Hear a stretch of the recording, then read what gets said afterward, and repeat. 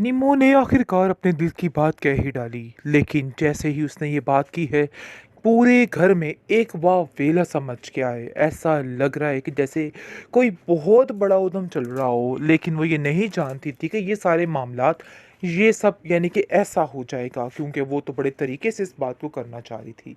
लेकिन जैसे ही आप देखेंगे कि ज़ैन को इस बात का इल्म होता है, वो सीधा भागा-भागा बड़े शदीद गुस्से में आ जाता है अपनी बहन के पास और आकर कहता है कि ज़ारा फ़ौरन से फ़ौरन इस निम्मी को यहाँ से भेज दो, क्योंकि अब इसका यहाँ पे रहना बिल्कुल भी ठीक नहीं। मैं तुम लोगों को पहले ही कह रहा था कि इसको यहाँ से भेज दिया जाए, लेकिन आप लोगों ने मेरी एक नहीं सुनी। काश आप लोग मेरी बात उस वक़्त मान लेते, लेकिन अफ़सोस की बात ये है कि आप लोगों को बिल्कुल भी समझ नहीं आई। आप देखेंगे कि किस-किस तरीके से वो सारा माजरा बयान करता है। ये सुन के ज़ारा की आँखें फटी की फटी रह जाती है और वो काफ़ी हैरान होती है। पहले तो कहती है कि मुझे तो यकीन ही नहीं आ रहा कि आखिर ऐसा कैसे हो सकता है? वो इतनी बड़ी चाल कैसे चल सकती है? लेकिन जी यकीन दिला देता है ज़ैन उसको और कहता है कि मैं बिल्कुल भी झूठ नहीं बोल रहा, बल्कि सच कह रहा हूँ। बहुत ज़्यादा परेशान हो चुकी है ज़ारा और बड़े गुस्से में निम्मी के पास आती है और कहती है कि तुम्हारे भाई ने इस वजह से तुम्हें इस घर में रखा था या भेजा था। अब मुझे जाके आप लोगों की सारी कहानी समझ में आ चुकी है कि आप लोग आखिर करना क्या चाहते हैं। काश मैं पहले ही आप लोगों की बातों पे यकीन करके तुम्हें यहाँ पे ना लेके आती। मुझे तो समझ नहीं आ रही कि आखिर तुमने ये क्या किया, और ख़बरदार तुमने आइंदा से इस किस्म की कोई बात सोचने की कोशिश भी की, मैं तुम्हारी आँखें नोच लूँगी। जिसको सुनकर निम्मी काफ़ी परेशान हो जाती है कि आखिर ये सब कुछ तो उल्टा पड़ गया।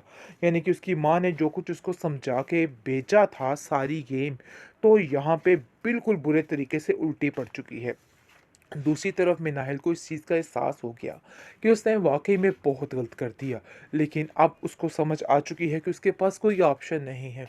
उसको ये सब कुछ बर्दाश्त करना ही करना है, चाहे जो मर्ज़ी हो जाए, क्योंकि वो जान चुकी है कि इसके अलावा वो कुछ नहीं कर सकती है।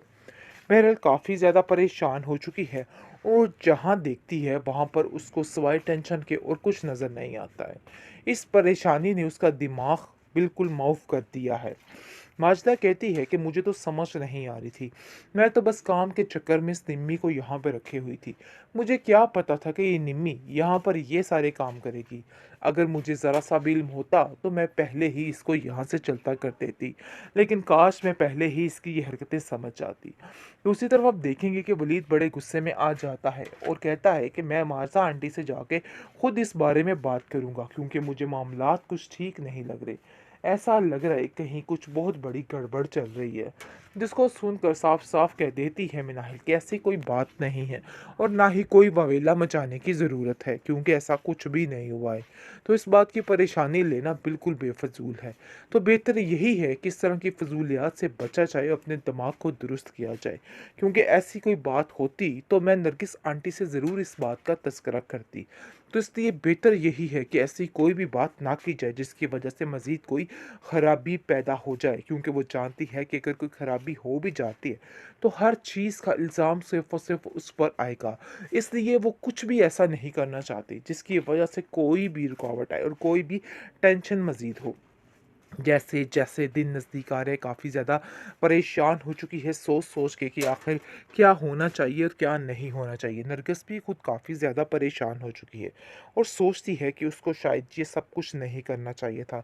जो कुछ उसने कर दिया है, लेकिन इसके अलावा अब और कोई भी आसरा नहीं है। निमो ने आखिरकार अपने दिल की बात कह ही डाली, लेकिन जैसे ही उसने ये बात की है, पूरे घर में एक वावेला सा मच गया है। ऐसा लग रहा है कि जैसे कोई बहुत बड़ा उद्यम चल रहा हो, लेकिन वो ये नहीं जानती थी कि ये सारे मामलात ये सब यानी कि ऐसा हो जाएगा, क्योंकि वो तो बड़े तरीके से इस बात को करना चाह रही थी। लेकिन जैसे ही आप देखेंगे कि ज़ैन को इस बात का इल्म होता है, वो सीधा भागा-भागा बड़े शदीद गुस्से में आ जाता है अपनी बहन के पास और आकर कहता है कि ज़ारा फ़ौरन से फ़ौरन इस निम्मी को यहाँ से भेज दो, क्योंकि अब इसका यहाँ पे रहना बिल्कुल भी ठीक नहीं।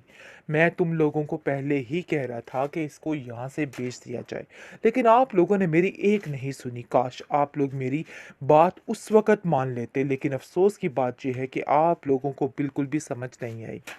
आप देखेंगे कि किस-किस तरीके से वो सारा माजरा बयान करता है। ये सुन के ज़ारा की आँखें फटी की फटी रह जाती हैं और वो काफ़ी हैरान होती है। पहले तो कहती है कि मुझे तो यकीन ही नहीं आ रहा कि आखिर ऐसा कैसे हो सकता है? वो इतनी बड़ी चाल कैसे चल सकती है? लेकिन जी यकीन दिला देता है ज़ैन उसको और कहता है कि मैं बिल्कुल भी झूठ नहीं बोल रहा, बल्कि सच कह रहा हूँ। बहुत ज़्यादा परेशान हो चुकी है ज़ारा और बड़े गुस्से में निम्मी के पास आती है और कहती है कि तुम्हारे भाई ने इस वजह से तुम्हें इस घर में रखा था या भेजा था। अब मुझे जाके आप लोगों की सारी कहानी समझ में आ चुकी है कि आप लोग आखिर करना क्या चाहते हैं। काश मैं पहले ही आप लोगों की बातों पे यकीन करके तुम्हें यहाँ पे ना लेके आती। मुझे तो समझ नहीं आ रही कि आखिर तुमने ये क्या किया और ख़बरदार तुमने आइंदा से इस किस्म की कोई बात सोचने की कोशिश भी की, मैं तुम्हारी आँखें नोच लूँगी। जिसको सुनकर निम्मी काफ़ी परेशान हो जाती है कि आखिर ये सब कुछ तो उल्टा पड़ गया। यानी कि उसकी माँ ने जो कुछ उसको समझा के भेजा था सारी गेम, तो यहाँ पे बिल्कुल बुरे तरीके से उल्टी पड़ चुकी है। दूसरी तरफ मिनाहिल को इस चीज़ का एहसास हो गया कि उसने वाक़ई में बहुत गलत कर दिया। लेकिन अब उसको समझ आ चुकी है कि उसके पास कोई ऑप्शन नहीं है। उसको ये सब कुछ बर्दाश्त करना ही करना है, चाहे जो मर्ज़ी हो जाए। क्योंकि वो जान चुकी है कि इसके अलावा वो कुछ नहीं कर सकती है। बहरहाल काफ़ी ज़्यादा परेशान हो चुकी है और जहाँ देखती है वहाँ पर उसको सिवाय टेंशन के और कुछ नज़र नहीं आता है। इस परेशानी ने उसका दिमाग बिल्कुल माउफ़ कर दिया है। माजदा कहती है कि मुझे तो समझ नहीं आ रही थी। मैं तो बस काम के चक्कर में इस निम्मी को यहाँ पे रखे हुई थी। मुझे क्या पता था कि ये निम्मी यहाँ पर ये सारे काम करेगी। अगर मुझे ज़रा-सा भी इल्म होता तो मैं पहले ही इसको यहाँ से चलता कर देती। लेकिन काश मैं पहले ही इसकी ये हरकतें समझ जाती। दूसरी तरफ आप देखेंगे कि वलीद बड़े गुस्से में आ जाता है और कहता है कि मैं मार्ज़ा आंटी से जाके खुद इस बारे में बात करूँगा क्योंकि मुझे मामलात कुछ ठीक नहीं लग रहे।